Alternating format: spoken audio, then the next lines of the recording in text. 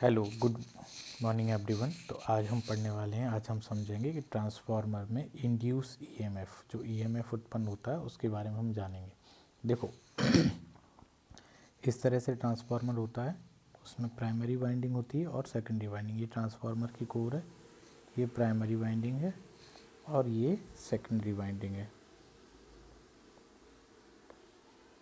ये green colour से जो मैं दिखा रहा हूँ ये सेकेंडरी वाइंडिंग है। दोनों वाइंडिंग में अलग अलग फेरों की संख्या होती है। जब प्राइमरी में करंट देते हैं तो यहाँ फ्लक्स बनता है और यही फ्लक्स सेकेंडरी से और प्राइमरी दोनों से ही कोर में लिंक करता है। तो दोनों ही वाइंडिंग में ईएमएफ उत्पन्न होता है, प्राइमरी वाइंडिंग में भी और सेकेंडरी वाइंडिंग में भी। प्राइमरी वाइंडिंग के ईएमएफ को E1 बोलते हैं, ये E1 है, और सेकेंडरी वाइंडिंग के ईएमएफ को E2 बोलते हैं। ठीक है, तो अभी हम क्या करने वाले हैं, हम पहले ये देखेंगे कि अगर एक कॉइल है, मतलब फेरों की संख्या 1 है, तो प्रति फेरा कितना ईएमएफ जनरेट होगा। अगर एक नंबर ऑफ टर्न होता तो कितना ईएमएफ जनरेट होता, पहले वो कैलकुलेट करेंगे, फिर हम उससे E1 और E2 आराम से निकाल सकते हैं। तो फेराडी के इलेक्ट्रोमैग्नेटिक इंडक्शन के नियम के हिसाब से इंड्यूस ईएमएफ ई बराबर होता है माइनस का d∅dt। ठीक है, पर टर्न है ना, प्रति टर्न कितना ईएमएफ उत्पन्न होगा, तो ई बराबर माइनस का d∅dt, इतना ईएमएफ पर टर्न उत्पन्न होगा।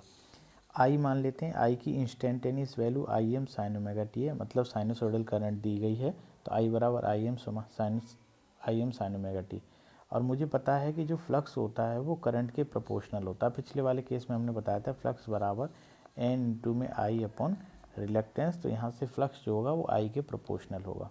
तो फाई ऑफ टी बराबर आ जाएगा phi M sine omega T, flux की इक्वेशन बन जाएगी phi M sine omega T.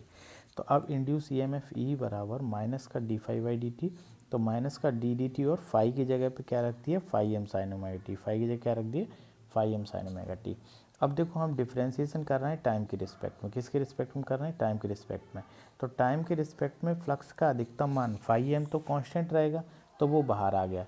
तो डिफ्रेंसिएशन होगा केवल साइन ओमेगा टी का। किसका डिफ्रेंसिएशन होगा, केवल साइन ओमेगा टी का डिफ्रेंसिएशन होने वाला है। तो ई बराबर minus phi M, sine theta का डिफ्रेंसिएशन होता है कॉस थीटा, तो साइन ओमेगा टी का डिफ्रेंसिएशन हो गया कॉस ओमेगा टी। फिर चेन रूल के हिसाब से हमें ओमेगा टी का फिर से डिफ्रेंसिएशन करना है। ये बात याद रखना, ये गलती बच्चों से हो जाती है डेरिवेशन में, वो साइन ओमेगा टी या कॉस ओमेगा टी करके छोड़ देते हैं, पर ऐसा नहीं करना। डिफ्रेंसिएशन फिर से करना है चेन रूल के हिसाब से ओमेगा टी का, तो इसका डिफ्रेंसिएशन आ जाएगा ओमेगा। तो यहाँ से ई बराबर आ जाएगा minus phi M cos omega T into में ओमेगा। तो अब क्या होगा, ई बराबर माइनस फाई एम, ओमेगा बाहर लिख लो, इधर लिख लो, इंटू कॉस ओमेगा टी। अब मुझे पता है कॉस थीटा बराबर होता है साइन 90 माइनस थीटा। अरे यार, ये तो पढ़ा है ना, sine 90 minus theta first quadrant बराबर कॉस थीटा, ऐसे होता है ना। तो मैं ऐसे लिख सकता हूँ। और एक और चीज़ पढ़ी हमने, साइन ऑफ माइनस थीटा बराबर माइनस साइन थीटा। तो मैं क्या लिखने वाला हूँ,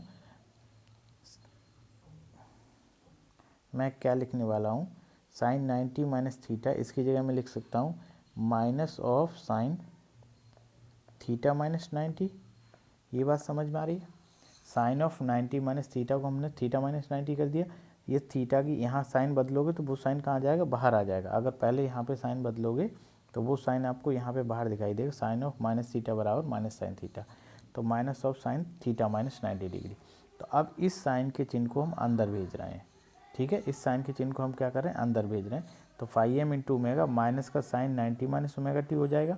अब इसको अंदर भेज दिया तो माइनस 90 प्लस ओमेगा टी हो जाएगा, और इसी को लिख दिया गया है sign omega T minus 90 degree. तो प्रति टर्न इंड्यूस ईएमएफ आया फाई एम इंटू में ओमेगा इंटू में sign omega T minus 90 degree. तो यहाँ से एक चीज़ जो मुझे समझ में आनी चाहिए वो ये कि फ्लक्स की इक्वेशन जो थी वो साइन ओमेगा टी थी। फ्लक्स की इक्वेशन क्या थी, साइन ओमेगा टी। और इंड्यूस ईएमएफ की जो इक्वेशन आ रही है वो आ रही ओमेगा टी माइनस 90 डिग्री। तो यहाँ से मुझे ये पता चल रहा है कि जो इंड्यूस्ड ईएमएफ होगा वो लैग करेगा, lag by 90 degree from flux. जो ईएमएफ उत्पन्न होगा वो उस फ्लक्स से कितने डिग्री लैग करेगा, 90 डिग्री लैग करेगा। कितने डिग्री, ये पूछा जाता है ऑब्जेक्टिव में कई बार कि उससे 90 डिग्री क्या कर रहा होगा, लैग।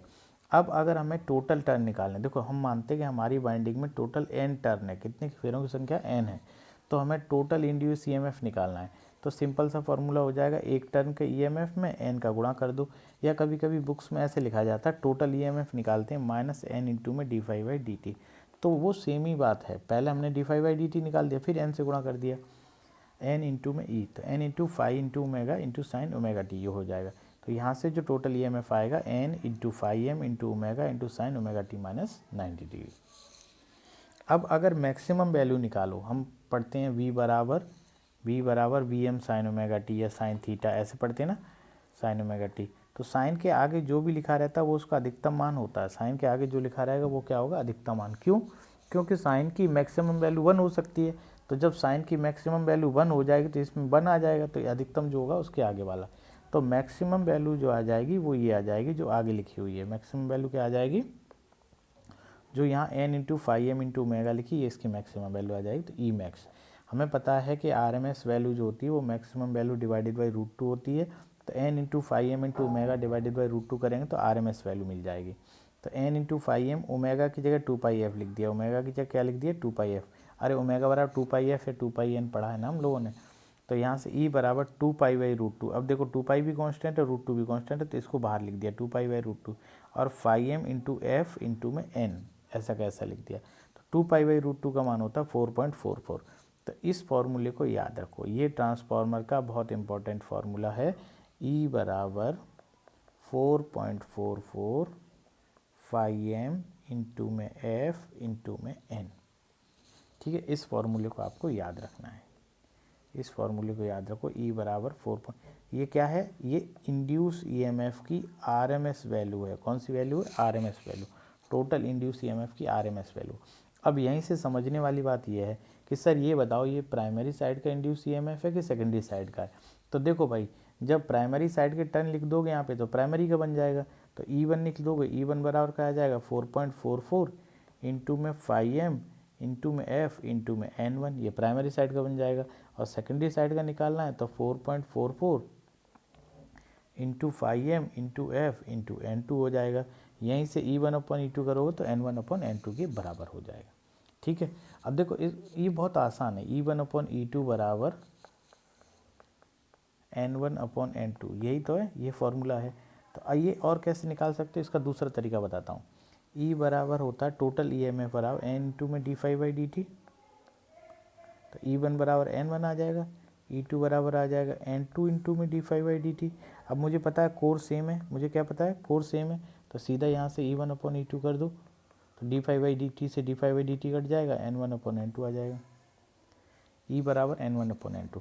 फिर हम दूसरी चीज़ इसमें एक और चीज़ देखेंगे, वो है MMF बैलेंस। दूसरी चीज़ हम क्या देखेंगे, MMF प्राइमरी साइड का MMF सेकेंडरी साइड के बराबर होगा। तो n1/I1 बराबर होगा n2/I2, तो I1/I2 बराबर हो जाएगा n2/A1। I का जो रिलेशन होता है वो उल्टा होता है, I का जो रिलेशन होता है नंबर ऑफ टर्न्स के साथ वो उल्टा होता है, और वोल्टेज का जो रिलेशन होता है वो सीधा होता है। E1/E2 बराबर n1/n2 और I1/I2 बराबर n2/n1। अब इस पर एक छोटा सा प्रश्न कर लेते हैं, बहुत आसान सा।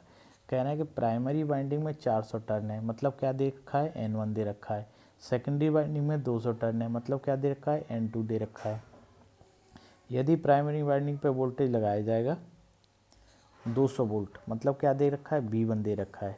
तो सेकेंडरी वाइंडिंग का वोल्टेज बताओ, V2 बताओ। तो V1/V2 बराबर n1/n2। तो सर अभी तो E1/E2 बराबर n1/n2 बताया था। तो देखो हम आइडियल कंडीशन में ये मान लेते हैं कि V जो होता है वो लगभग E के बराबर होता है। आइडियल कंडीशन में क्या मान लेते हैं, V जो होता है वो लगभग E के बराबर होता है। हम आइडियल ट्रांसफार्मर पढ़ाएंगे तब ये बताएंगे भी। तो V1/V2 बराबर n1/n2 लगा दोगे, तो यहाँ से हमें n1 400 दे रखा है, n2 200 दे रखा है, V1 200 दे रखा है, तो V2 मिल जाएगा 100 वोल्ट। V2 क्या मिल जाएगा, तो अच्छा अगर आप लोग पहले से पढ़े हो तो मुझे पता है कि n1 में फेरों की संख्या ज़्यादा, n2 में कम है, तो ये स्टेप डाउन होगा। ये कौन सा होगा, स्टेप डाउन ट्रांसफार्मर होगा। तो ये वोल्टेज को क्या कर देगा, आधा कर देगा, सेकेंडरी साइड का वोल्टेज होगा आधा हो जाएगा। अब इसी में दूसरा पार्ट और दिया है, मैंने ये बता दिया कि लोड में 10 ओम का रेजिस्टेंस लगा है, तो सोर्स करंट बताओ। अब B2 पता चल गया, तो I2 बराबर क्या हो जाएगा, B2 लोड रेजिस्टेंस, तो 100/10, तो I2 बराबर 10 एम्पियर हो गया। अब I1/I2 बराबर N2/N1 कर दो। I1/I2 बराबर क्या कर दोगे, N2/N, तो यहाँ पे मान दे रखा है, I2 पता चल गया, N2 पता है, N1 पता है, I1 निकाल लो, 5 एम्पियर करंट फ्लो करेगी। तो यहाँ से एक और चीज़ समझ में आया, V1 का मान है 200 वोल्ट और I1 का मान है 5 एम्पियर और V2 का मान है 100 वोल्ट और I2 का मान है 10 एम्पियर। तो अगर आप V1 I1 निकालोगे, अगर आप क्या निकालोगे, V1 I1 निकालोगे, V1 इंटू में I1, तो ये कितना आ जाएगा, 200 गुणे 5 बराबर 1000 वोल्ट एम्पियर यूनिट होती है। और V2 I2 निकालोगे तो ये भी कितना आ जाएगा, 100 गुणे 10, 1000 वोल्ट एम्पियर। तो ट्रांसफार्मर के केस में KVA1 मतलब प्राइमरी साइड का KVA और सेकेंडरी साइड का KVA सेम रहता है, पावर चेंज नहीं होती। पावर क्या रहती है, सेम रहती है। पावर सेम रहती है, फ्रीक्वेंसी भी सेम रहती है। फ्रीक्वेंसी भी क्या रहती है, सेम रहती है। दो चीज़ें सेम रहती हैं, पावर और फ्रीक्वेंसी। ठीक है, थैंक यू। इंड्यूस EMF में इतना ही पढ़ना था और थोड़े न्यूमेरिकल बनते हैं। एक दूसरा फार्मूला इस पर न्यूमेरिकल बनेगा, E बराबर 4.44 फाई इंटू में F इंटू में N। देखो याद रखने वाली बात यह है कि ट्रांसफार्मर में जो फाई लेते हैं वो फ्लक्स की मैक्सिमम वैल्यू होती है। फ्लक्स की कौन सी वैल्यू होती है, मैक्सिमम वैल्यू। जबकि DC मशीन के केस में हम फाई की बात करेंगे, DC मशीन में बात करेंगे, ये ट्रांसफार्मर में है। तो DC मशीन में फाई जो आता है वो एवरेज वैल्यू होती है फ्लक्स की। वो क्या होती है, एवरेज वैल्यू ऑफ फ्लक्स। और ट्रांसफार्मर के जो फॉर्मूले में आ रही है वो अधिकतम, इसीलिए मैंने फाई M लिखाया है। ठीक है, ओके, थैंक यू। मिलेंगे नेक्स्ट लेक्चर में।